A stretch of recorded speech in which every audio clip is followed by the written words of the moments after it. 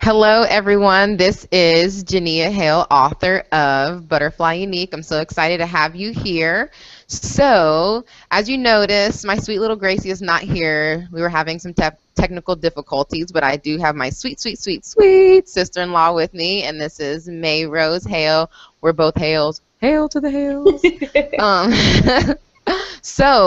The last couple weeks we've been talking about acts of kindness towards animals. We know that acts of kindness is what's going to make this world a better world, and then we can strive for world peace. Yay! So if I was like in a pageant, they said, so what would you want? I would say, world peace.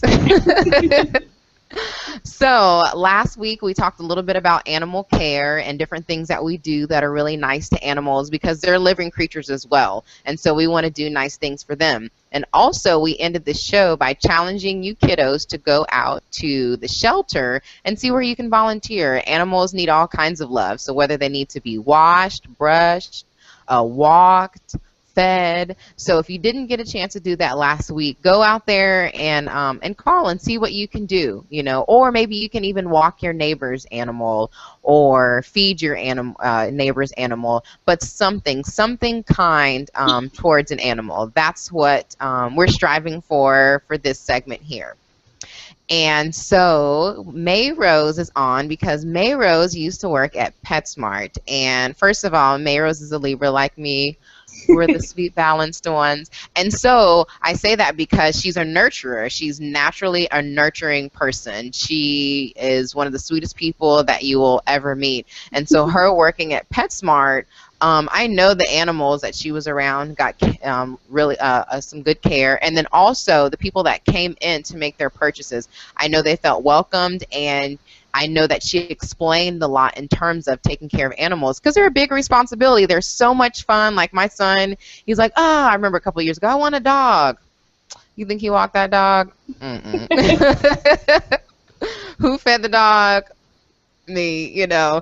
And so sometimes we get excited about having animals, but we don't realize that they are a big responsibility. And responsibilities are good, though. They are good. But they're just some things that we want to realize before we take on animals. That's why I have two fish. I have Lyric and I have Nolan. And the lady told me exactly how to feed them. I feed them twice a week, 2 little tablets. I pour out 10% of their water and I put spring water back in, and that's easy for me. I don't have to take them for a walk. I make sure they get sunlight. They have fresh plants in there. That works for me. So I know, but she instructed me on what to do before I got these little creatures. So Mayrose is going to give us some little tips today if you're thinking about getting an animal or even if you have one. So Mayrose, welcome and thank you. Thank you for having me. Of course. So before I ask you any questions, can you tell us a little bit about yourself? What do you have going on? So right now I am a substitute at Texas School for the Blind. So they call me whenever they need me, and I take care of all different ages of people who, you know, are learning how to be independent and successful in the real world. So, and I have a cat and a bearded dragon, and I actually am still working part-time at PetSmart, but it's pretty much only like once a month right now. But I'm still on their schedule. So. Okay, nice. So we can say you are still an employee of PetSmart. Yeah. And aren't you in school? Yes, I am. I'm going to Texas State for psychology, and I should be done in 2015, and I'm so excited. Yay! Well, I'm excited for you. Yay, Mayrose. Okay, so 2 animals. So you're at PetSmart sometimes. I know you were there a little bit more in the past, and also you just said you have a cat and a bearded dragon. So my first question is, what is something kiddos need to know before they get an animal, before they commit to that animal? What's a suggestion, like a big suggestion you have for them to understand? So my suggestion would probably be to get as much information as you can about the animal that you want, because it is such a big commitment and it is going to be a lifelong commitment, because you don't want to get an animal and then realize that it's not a good fit and have to give that animal away. it's just not a good thing to do for the animal, and it's not a good thing for you to do. So basically, I would suggest doing research on the specific animal you want. Before, like, I've always wanted a dog. My whole entire life, I've always wanted a dog, and I've cinnamon. yeah, I had a dog for a little while, but that was when I had a house. And now that I've lived in apartments, I've realized that it's not good to bring a dog into that environment, especially a big dog. I mean, a Chihuahua maybe, but even then, since I don't have a reliable schedule and all that stuff, and the amount of time that I've done research on dogs, knowing that they need to be fed at very reliable times and go on walks and stuff like that, it's just not good to bring a dog into that environment. Now, a cat, on the other hand, they can usually take care of themselves. They're kind of a little bit more independent, and I found that out by doing the research ahead of time. So that's what I would suggest. Awesome. And okay, when you say research, like, what should they do? Like, get a book on Google? Like, how should they research? So actually, PetSmart, I believe they're on their website. They do have some care guides for. I'm not sure if they have them, obviously, for the dogs and the cats. I know they used to have a whole page, a whole section of their website that went over all the different dog breeds. I don't know. I haven't checked it recently. I don't think they do anymore. But I know that you can download the care guides for all of the small animals and the reptiles. If you just go to PetSmart.com and then just go to either click on the small animals or the reptile little tab at the top of the webpage, they should have the care guides there, and it lays out, how to set up their habitat, what kind of food they need, all that other stuff, how often they need to be fed.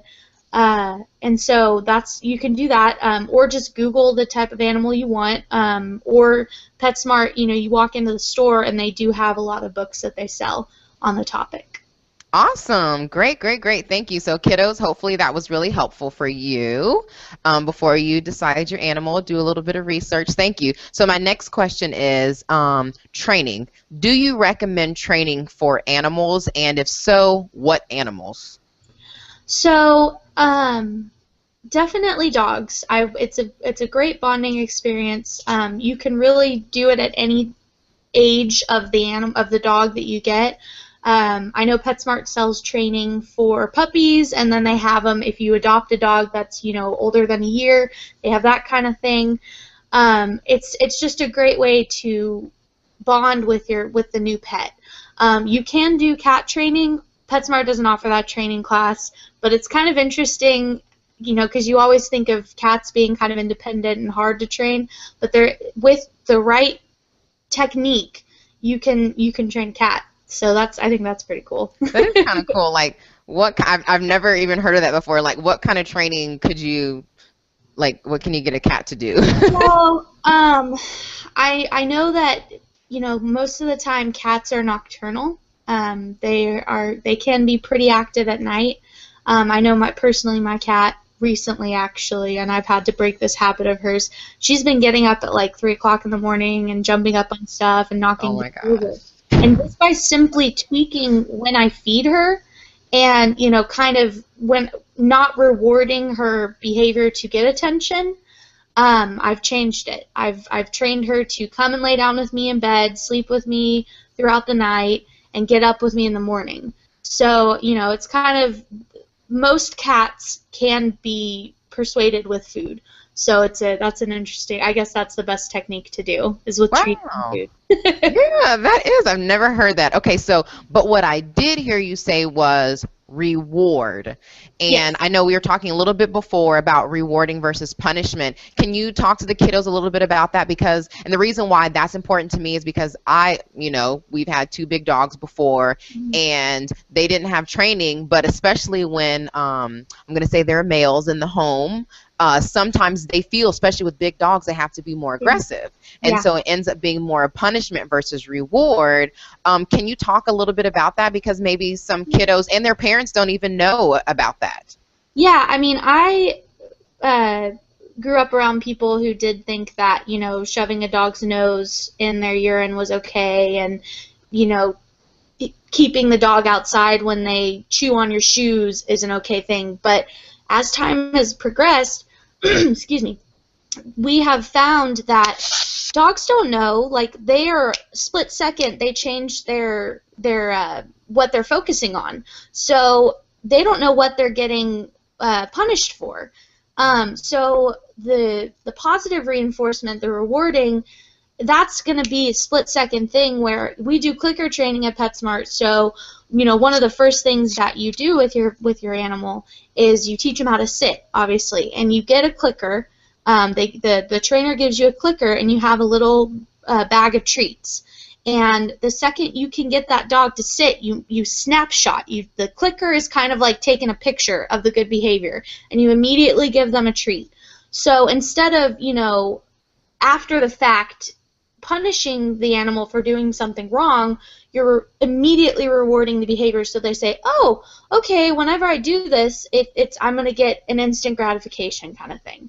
So they can definitely, they correlate the good behavior with a reward, as opposed to not really understanding what the negative, you know, what the punishment. So what do you recommend for a dog or a cat or any animal that you are like potty training? Because I know, like how you said, like, you know, to be like put the face in the urine or maybe smack on the butt, you know, with the shoes. Like, what do you recommend? Because obviously you're not rewarding that behavior. You're rewarding like the good behaviors, like sitting or rolling or whatever that is. So do you have a recommendation for that? When I have a pet parent that comes into the store and is having a problem with potty training, usually what a lot of people recommend is trying to do some form of crate training. So if you have to be gone during the day, that is their special place, and they're not going to urinate there. So normally what I say is some sort of, and you can find a lot of books about this, about crate training and stuff like that. Another good thing you can do is keep them on a schedule. Dogs really like the same repetitive things every single day. So, you know, when you leave, before you go to school, take them out. When you come home from school, take them out. 15 minutes after you feed them, take them out. And whenever you do go outside, make sure you have a treat bag with you, and the second you see that they go to the bathroom, reward that behavior. So that way you're instilling not only a good regimen, a good schedule, you're rewarding that good behavior, and they associate, oh, whenever I go out, whenever my owner takes me outside and I go to the restroom, I'm going to get a treat. So that's usually what I recommend. So you said that they would immediately associate going to the restroom outside and when they're given a treat, knowing that they should go outside to use the restroom. Yes. So you're not only keeping them on a good schedule, but you're rewarding the good behavior. Awesome. Can you tell us any funny stories from working at PetSmart? Funny story. Or even having your own animals? I have to think about that for a second. Okay, I have to tell you, like, what's really funny while you're thinking is I remember when we had Shadow and Rambo, and they used to always get out because, you know, they still had their full bodies intact. And so they were a little wild, so they always used to figure out some kind of way. And it's so funny because the Akita was the culprit down the street and visiting with other animals, so it was really, really funny.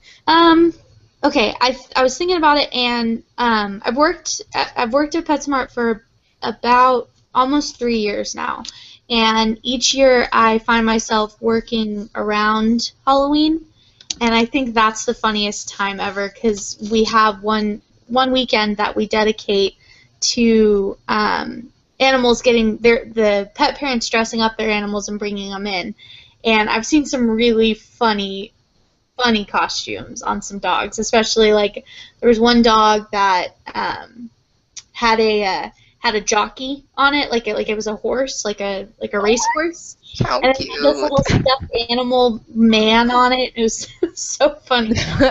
So yeah, that's probably the funniest thing I can think of is just all the crazy costume dogs. Oh my gosh, I know, and we're approaching Halloween, so I can't wait to see them because they are super cute in their outfits. I think it's cute like in the winter when people put like sweaters on their animals. Yeah, and we have the kind that not only go on their arms, but go on their legs, so it kind of looks like a onesie, you know?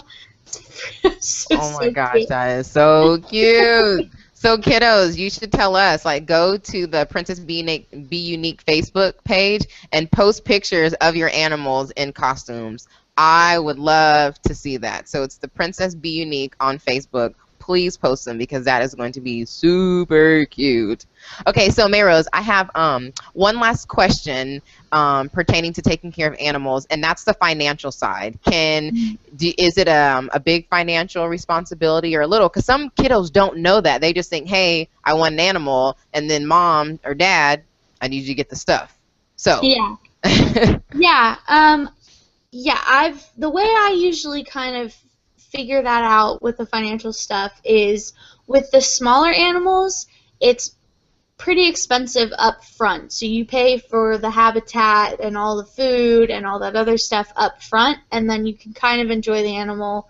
I mean, obviously, every so often you have to pick up the food, and that usually costs, anywhere from like $7 to $30 if you really, it really depends. But with the bigger animals, with the cats and the dogs, it is a big financial commitment. I was saying before, I actually have a kind of like health insurance plan on my cat because vet bills can be so expensive, and I actually have it through PetSmart, and I have a little since I get the employee discount, it's a little easier to swallow, but it's still like $50 a month just for the health insurance. Oh, And then, wow. Okay. yeah, and then you want to buy, like you don't want to buy the bad food, because it's kind of the way when I'm helping customers try to find food, I usually kind of make the distinction between, like the Meow Mix and stuff like that's kind of like McDonald's, and then, the higher end stuff, it's like the Whole Foods stuff. So right. So ramen noodles versus like Olive Garden. yeah. So and you wanna feed the good food so that they are healthier and happier. And that usually, I mean, for dogs, I've seen it go upwards of $50 just for one bag. Cats, like $40 for a big bag. I mean, they can last a while, but it's definitely a financial commitment for the bigger animals, for the cats and the dogs. So, yeah. Okay. Well, so kiddos, just remember when you're asking your parents for a dog or a cat or a bearded dragon, no, is when you have animals, it is a financial responsibility as well. So if you get allowance, putting some of your allowance away, so then you can help your parents take care of your animal, or you can set up a lemonade stand, sell lemonade, you can bake things and you can sell them, you can walk other people's dogs. So just think about what can you do to help your parents too, because that makes them happy. So on that note, Mayrose, can you show us maybe some of your little creatures that you have, your little fun furry or not so furry members to your family? Yeah, I'll go grab the bearded dragon. Hold on one second. Telling the kids like what I imagine when I see a bearded dragon, and I was saying like a dragon that's like 20 feet tall with like an actual beard that like breathes out like smoke and fire, but then also like sprinkles love dust everywhere because we're all about love. So I don't think your bearded dragon is 20 feet, but let's see. No, this is him. So this is Munin. Wow, that's so cool. Can you tell us about him, like how old? And I can't really tell the color. Or it's a boy or girl? He's a boy. He's about 2 years old. He's pretty much, what color would this be? I mean, his back has a really intricate design, and it's like, brown and black, and but his face has a lot of yellow in it. And you look at my hand, and he's a pretty long dude with that tail and all that. When I first got him, he was about that small. No way. Yeah, he was about that small.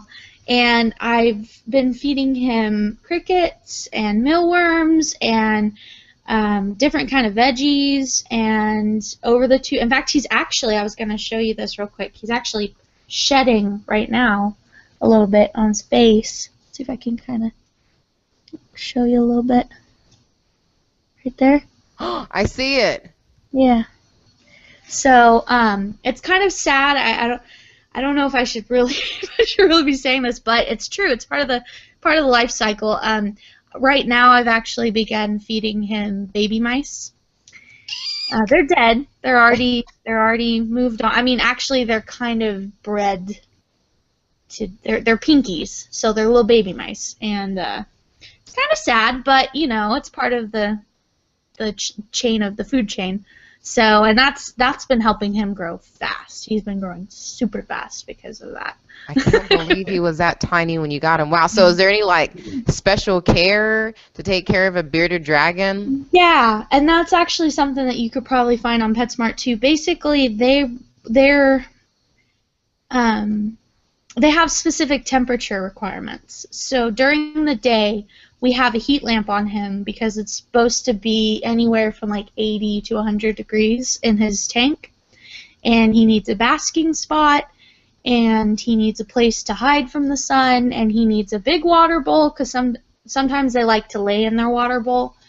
And just the different kinds of foods that he eats. You know, he has a really kind of varied diet. He can eat a whole lot of things, but you know, you want to make sure you're feeding him the right things. But I mean, other than that, it's a pretty easy animal to have if you don't mind the, you know, scaly skin. Eek, I know, I don't know so much about the scaly skin. Oh, but it looks really cool. He's a cuddle bug. I mean, he's just sitting here on my lap right now, so. That's so interesting. Oh my gosh. Okay, I'm going to have to bring Jamaica over and we'll see how he is. He'll probably be like, eek. No. That is so cool. Well, Mayrose, I want to say thank you so much. You were so informative. And kiddos, I hope that you learned a lot from Mayrose. And if you want to know more, remember she said there is PetSmart that you can go to. You can Google anything. If you want to email me, info@butterflyunique.com or butterflyunique@gmail.com, and I could pass the message on to Mayrose too. You can also go on Facebook and like it's PrincessBUnique and ask any questions you want. Post really cool pictures of your animals. And also remember, we encourage you to go to the shelters and volunteer. The focus is acts of kindness towards animals. So whatever we can do to help animals, let's do it, you know. So thank you for joining us on the show, and thank you again, Mayrose, and maybe we'll have her back again sometime, and she could talk about psychology of the mind. So everyone have a great week, and we look forward to your pictures and comments on the Facebook page of PrincessBUnique. Peace, love, and imagination.